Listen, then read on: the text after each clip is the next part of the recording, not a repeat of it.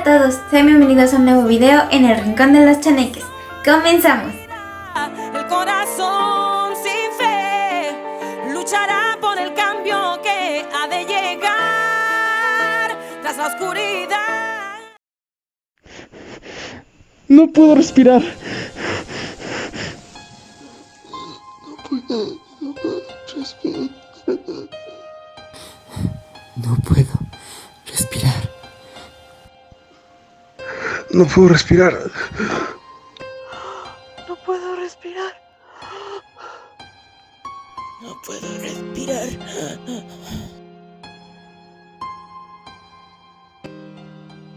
No puedo respirar. ¿Escuchaste esta frase los últimos días? Fueron las últimas palabras de George Floyd, un hombre afrodescendiente que el pasado 25 de mayo fue asesinado en Minneapolis por un policía blanco de 44 años. De acuerdo a distintas fuentes, Floyd se encontraba comprando cigarrillos, cuando la persona que atendía reportó a la policía que el billete con el que había pagado era falso. Momentos después de la llegada de los policías, una chica que iba pasando por la calle pudo grabar cómo es que tenían a George Floyd tirado en el suelo, desarmado y sometido por el cuello por parte de un oficial de 44 años.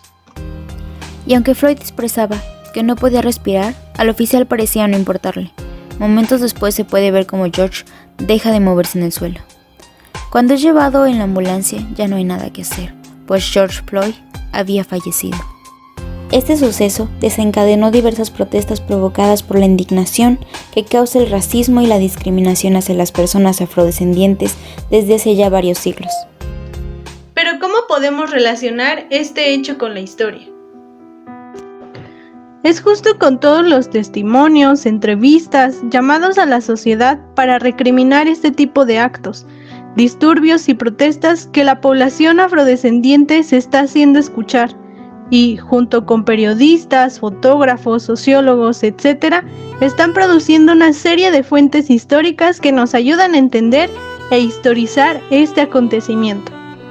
Y bien, como ya hemos mencionado en clases, las fuentes históricas son cualquier testimonio o evidencia, escrito, oral o material, que permite la reconstrucción, el análisis y la interpretación de los acontecimientos históricos. La diversidad de fuentes históricas puede ser objeto de diferentes clasificaciones según su origen, el soporte en el que se encuentren, la temática que aborden o a la que se refieren, la intencionalidad si es que la tienen, etc. Por su origen, las fuentes históricas se clasifican en las primarias o directas, y fuentes secundarias, indirectas o historiográficas. Las fuentes históricas directas o primarias son testimonios materiales e inmateriales que nos llegan de forma directa de los hechos, acontecimientos y procesos históricos para poder reconstruirlos e interpretarlos.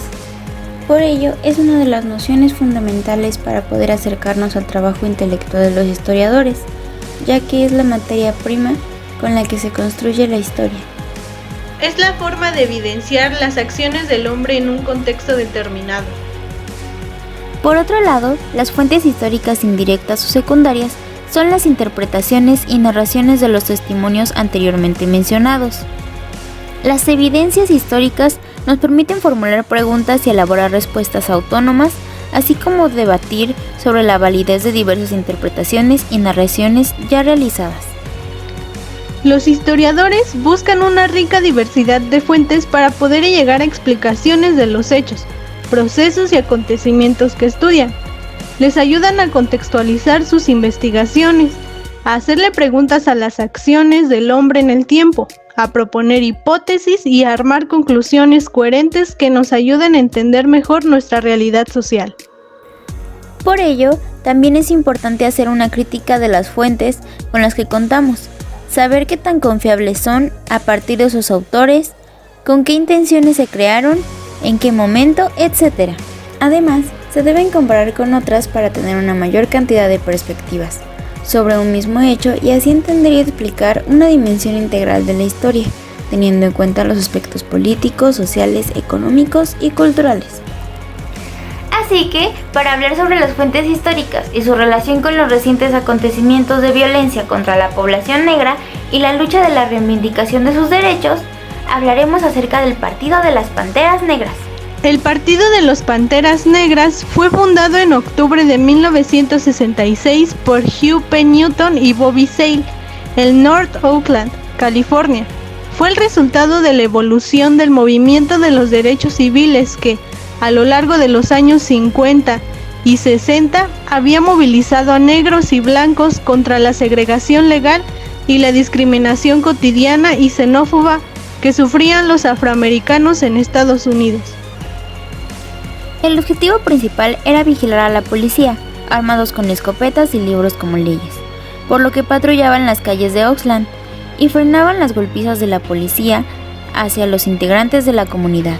Aquellos morochos en boinas, chaquetas de cuero y fusiles en mano se bajaban de sus autos y sorprendían a la policía, que al sospechar que los fusiles estaban cargados, detenían las golpizas, mientras que los panteras les leían sus derechos constitucionales a sus compatriotas.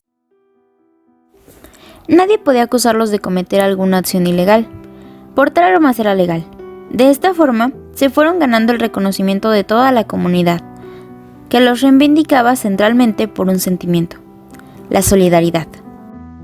El partido dejó de ser un pequeño grupo de propaganda y se transformó en una poderosa organización con ramificaciones en todos los centros urbanos y una militancia compuesta en su gran mayoría por mujeres, que logró fundir con las esperanzas de libertad la comunidad afroamericana.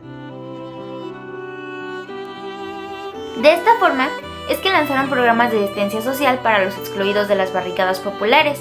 Pusieron en pie programas de desayuno gratuito que alimentaría a 200,000 niños por día, y los fondos provenían del aporte voluntario de la comunidad. Pero no existía distinción política ni moral alguna sobre los orígenes de ellos. Algunos provenían de dealers, comerciantes e incluso tratantes de blancas.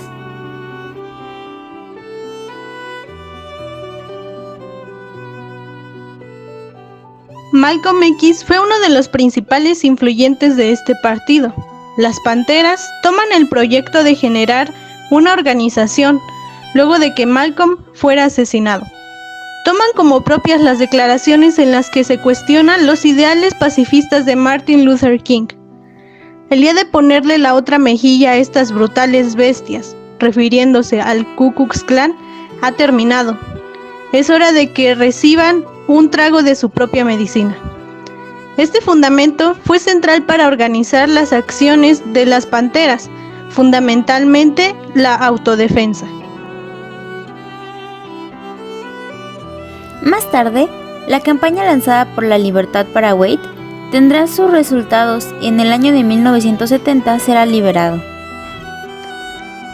Los Panteras planteaban la lucha por los derechos de la comunidad negra en términos de clase, es decir, que no habría una conquista total de los derechos de la comunidad afroamericana si no era de la mano de la liberación de la clase obrera y del yugo capitalista. Sin embargo, esto no era más que una retórica, ya que no tuvieron una estrategia de integrarse a la clase trabajadora, en sus fábricas, en sus luchas. Más bien, como se mencionaba anteriormente, su estrategia fue dirigida al trabajo social en general. Este también será uno de los grandes límites de la organización. A partir del tema que te acabamos de abordar, hemos elegido 3 fuentes históricas desde las que se pueden explicar el tema y cómo un historiador puede sacar interpretaciones y conclusiones basadas en evidencias que este grupo dejó para la posteridad.